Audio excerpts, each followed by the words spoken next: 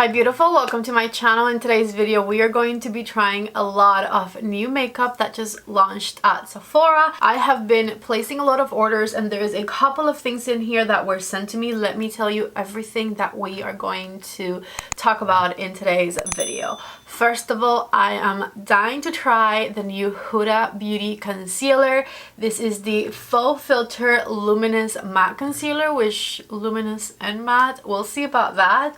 And I ordered mine in the color Meringue 2.1 Neutral, which I'm really hoping will work for me. Then I have been waiting for a video to include this in, and this is the LYS Beauty No Limits Cream Bronzer Stick. I got mine in the color Harmony Medium, which I'm a little scared might be a bit too dark, but we will see. I'm pumped to try this bronzer stick from LYS Beauty. Usually everything they release pretty much I love, so I'm hoping that I'll love this one as well. We also need to try this cute little thing right here, my McGrath mini eyeshadow palette in Midnight Voyage. I did a video before where I pretty much tried this palette because I did have 5 out of the 6 shades in my collection already, but I could not help myself. I had to order it and we are going to try it in today's video. I think I'll also do swatch comparisons, these versus the ones I already had, just to make sure that the formula is the same. Although I did read that this was made in Italy, and so are the other ones, so hopefully it is still the same formula. I'm not quite finding this at Sephora yet, but I'm sure it'll be there soon. Mercier has a new loose setting powder and it has a rose toned to it, so we'll try it. By the way, up until the setting powder, everything I had talked about I bought myself. The setting powder was sent to me and the rest of the stuff I'm about to show you were also sent to me. But hopefully if you've been watching my channel for a while, you know that I'm going to tell you exactly what I think of these products, whether or not I paid for them myself. Anyways, next I have this box right here from Benefit, and I'm pretty sure I know exactly what this is, but I have not opened it yet, so let's see. My guess, and I'm like 99% sure that that is exactly what's in here, is that is the Benefit blush collection. Like, I think they sent the whole blush collection. Let's see. I can't open it. Oh my god, yes. Here are the colors Willa and Krista, Sunny and Butterfly, Terra and Peaching. These all look so beautiful. They also sent a Multitasking cheek blush. Ooh, this is very travel friendly. Here it is. Love it. Shelly and Pom Pom, Moon and Java. And then I left these two for last because they are already existing shades. Hula over here, which is their bronzer, and Dandelion. I wanted to make sure I mentioned the size difference because all of these new blushes are a little bit thinner than what we're used to getting from Benefit, which is this chunkier box right here. This is the Tickle highlighter, which I've had for a while and I love, and this comes in their packaging that they've had for years. This weighs 8 grams and the new blushes weigh 6 grams, so they are a little bit smaller. Interestingly enough, here is the size difference between the regular Hula bronzer and the new one, right? You can definitely see that they're different, but they do still both weigh 8 ounces. The difference in the bronzer is that it no longer comes with a brush. There's one more thing I'm going to try, but this is not new. Rare Beauty sent me this recently and it has the pore diffusing primer in there, which I'm obsessed with. I love, one of my favorites. But it also has something from Rare Beauty that I've never tried before, so I figured this would be the perfect opportunity, and it is this right here, which is the Rare Beauty Always an Optimist 4-in-1 Mist. I have heard great things about this. A lot of people love it, and I have a little one, so I'm going to try it today. Okay, so as you can see, I already did my brows and my foundation and primer, etc. So I'm going to start with the eyeshadow palette, and then once I do the top of the eyes, I'll move on to the concealer next. So let's open up this little thing right here. Take a look. It's honestly, I mean, it's pretty small. It's pretty small, but it's a travel palette. It's honestly not bad for a travel palette. I would totally take this with me anywhere. It is only $29, which is not bad at all for Pat McGrath shadows. And let's go ahead and test them out. I have my REPHR number 15 brush. If you have the number 15 brush, you kind of know the thickness of it. It's not a super thin brush and you don't have trouble fitting it in the pan. So far so good in my opinion. I'm going to go ahead and just start on the crease. So with my REPHR number 15 brush, I'm just going to back and forth, build that shade up and blend it out. I'm switching to a smaller, more pinched brush. This is my REPHR number 1, and I'm going back to that same color with the REPHR number 1 because I just want to deepen up this shade. I don't want to go in with the burgundy shade this time. And this is the magical thing about Pat McGrath eyeshadows. You can intensify your outer corner with the same color you used on your crease because her shades are that blendable.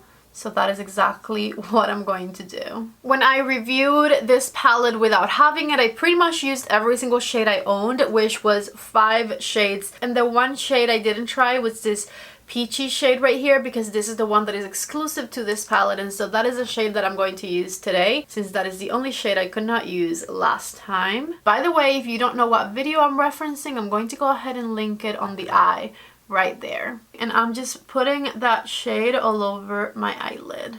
Beautifully creamy. I love Pat McGrath eyeshadows. With my REPHR number 28, I'm going into this highlight shade and I'm going to tap that one on the inner corner of the eye and blend it in ever so slightly. Same thing over here. Done with the top of the eyes. I didn't want to do anything too extra, but I am loving this really nice warm look, and it is time to try the new Faux Filter concealer from Huda Beauty.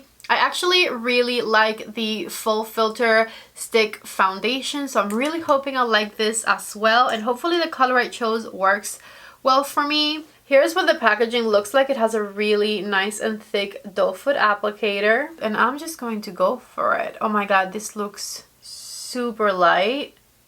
We'll see. I'm going to start with this much and hopefully that'll be enough. If I need more, I can always add more. And I didn't use any color corrector today or anything because I wanted to see how much it covered on its own, and honestly, wow. Here it is once it's blended. It's definitely my winter color concealer, I would say, rather than my summer color concealer, but that's okay. It's not terrible.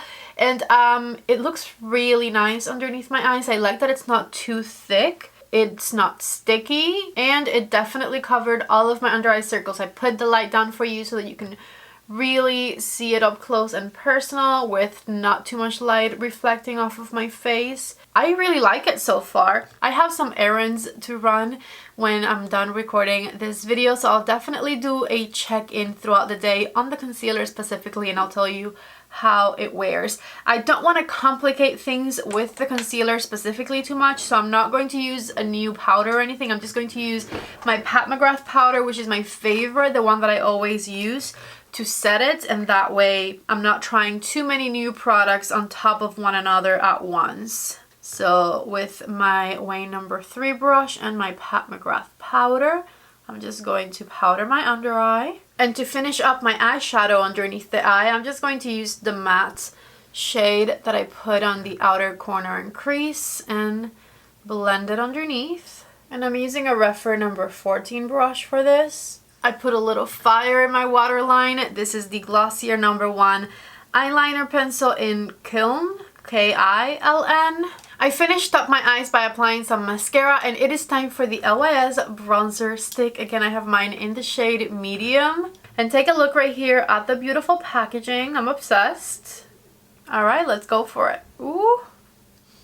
Have you guys ever smelled cocoa butter? This smells like cocoa butter, and I am not mad. I actually really like it. I don't know if I put too much on. It's looking like I put too much on, but we'll see. Let's blend it. I have faith. This is my first time using it, so I really had no idea how pigmented it would be, and it is extremely pigmented. Wow. A whole clown. A whole clown. Especially because my concealer is so light too. Oh my god. Take my word, I will fix this, but I look so ridiculous right now. Okay, so if you are my color, do not get medium. Go for the lighter one. This is too dark for us. I'm glad I'm not also trying a new a whole clown. Oh my You know what? It is super pigmented. It blends amazingly, obviously. I just got a color that was not for me, like at all. The shade medium, definitely not it at all. I'm going to keep blending it with a foundation brush for now, just to diffuse it a little further. And to fix it, I'm just going to go back with more foundation. So what we did was a little bit of unintentional underpainting. That's all that happened here, and it is fixed. Undoubtedly, I'm a lot darker than I meant to be today, but that's okay. This is the type of thing that happens when you first try a product. I honestly expected that LYS cream bronzer to be pigmented, but not this pigmented. So I should have definitely gone for the lightest shade in here. You live and you learn. I am okay with the way things look right now. Time to try the new Mercier Rose Powder, and hopefully it will help me with the amount of warmth on my face right now. I'm going to bake underneath my bronzer a little bit with it and dab it on my cheeks to smooth everything. Center of my forehead. And now with a big fluffy brush, this one is my number 30 from REPHR, buff it all out. For blush, I'm going to try Shelly from Benefit. Let's see. I was a little scared it was also going to be too dark or something. I really like this color, Shelly. It's really pretty. And let's go ahead and do some swatches. Here is Shelly, Pom Pom, Dandelion, Butterfly. Sunny would have been a cute one for today as well. Sunny, Krista, Tara, Peaching, which is super light, Willa, Java, Moon, and Hula. So take a look right here at all of the new Benefit blushes plus the Hula bronzer swatched. I just pulled out my 3 Mothership palettes, which contain 5 out of the 6 shades in the Pat McGrath mini, and I did side-by-side swatches, so let me show you those. Take a look right there. The top row is the mini palette, and then the bottom row is my shades from my big size Mothership palettes. As you can see, they are the exact same shades. I will say when I was swatching them side by side, I did feel like the shades in the big palettes were a little bit softer. Now, I was thinking about it, and I feel like that doesn't necessarily have to mean that these shades are formulated differently. I think the reason why I felt like these were a little bit smoother is because I can't grab as much with my finger at once in the little tiny pans as I can with the big palettes, and so I feel like that is exactly what made the difference, because they do look the exact same, and I can tell you that they perform on my eyelids the exact same as the shades from the big palettes. So honestly, if you've been wanting to try the Pat McGrath eyeshadows and this $29 mini palette is your opportunity to do that, I would 100% recommend that you get them, because the palette has an absolutely stunning color story and the shades perform beautifully. I honestly really liked it, and I was low-key expecting it to be even smaller than it actually is. So I do like it. I recommend it. Let me finish this makeup look with some lipstick. This is my lip liner in the shade Julia. And I'm going to use the shade Kala from the Natasha Denona lip glosses in the middle. Okay, yes, this lip gloss was definitely the move. I love it. And of course, every single product that is on my face right now and every single product that I featured in today's video is listed and linked down below in the description box of this video. So if you want to shop for any of those and support my channel, please shop through my link. Besides that, if you've liked today's video, don't forget to subscribe before you leave. And now let's get into my final thoughts. I pretty much already told you my final thoughts on this mini palette from Pat McGrath. I like it. I recommend it. It has Pat McGrath's amazing formulas. I never ever travel with my Pat McGrath palettes because they are super bulky, and also because they're very expensive and I don't want to ruin them. So this right here is the perfect opportunity for me to take Pat McGrath with me on the go, and I love it. It's teeny tiny, but it is very functional, and the shades perform amazingly. If you've watched my channel for a while, you know that I'm not hugely into powders. I have tried the Laura Mercier setting powder before and it was always a little bit too thick for me, but I think I was strictly speaking of thick for me for my under eyes, because today I tried it not on my under eyes but everywhere else on my face and it actually worked amazingly. I love that the rosy tone in the powder helped me with my bronziness problem that I had today, even if it was just a little bit, and also it was very impressive at blurring out my pores. So I do think I'm going to continue using this Laura Mercier powder. I wonder if the formula is any different from her regular one, because this feels a lot lighter on the face than what I remember the Laura Mercier setting powder to feel like. I remembered a thicker powder and this actually felt really nice. The LYS cream bronzer, as you saw, extremely pigmented and also very, very blendable. I think I might have to change mine for the lighter shade because I'm not sure how little I would have to put on for this to actually work for me. Medium was definitely not my right shade. I looked like a whole mess and I actually have to leave my house today to like do stuff, so hopefully like it's fixed enough that I don't look weird, but this was a very, very wrong color for me. However, I did really like the formula and the blendability, so I might just end up picking up the lighter shade instead. The new Huda Beauty Faux Filter Concealer. So far, so good. My under eyes do not look creased. They look nice and bright. No dark circles are peeking through. I will keep you updated on this one, so stay tuned till the end of the video to get a little update on how things are going. But so far I am really liking it. The color Meringue might have been a little bit too light for me. I think I might save this one for my winter concealer if I end up loving it and pick up a slightly darker shade for the moment being.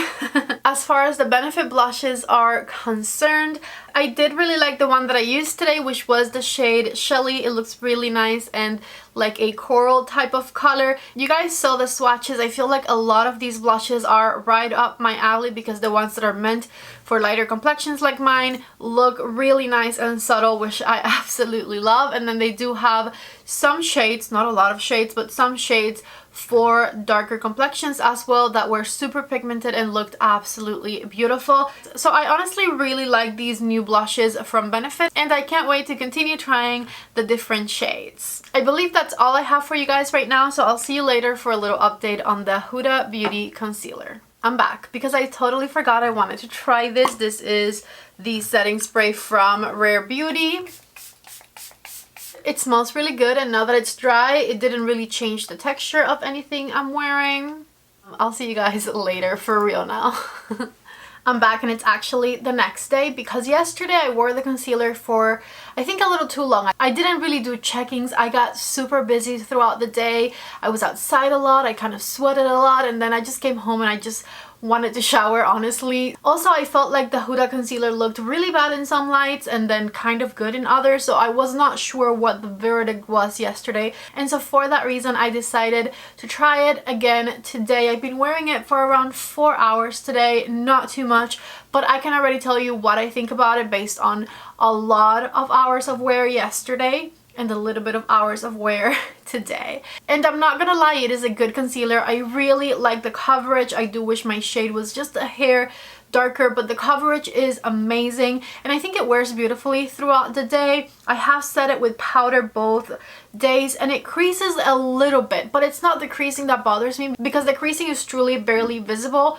What bothers me most about this concealer is that it doesn't really have a luminous matte finish. It just has a matte finish, period, and it is a little bit too dry for my skin type. I have very dry skin, very dry under eyes, and this concealer, while it's not the worst I've tried by any means, it's actually a pretty good concealer.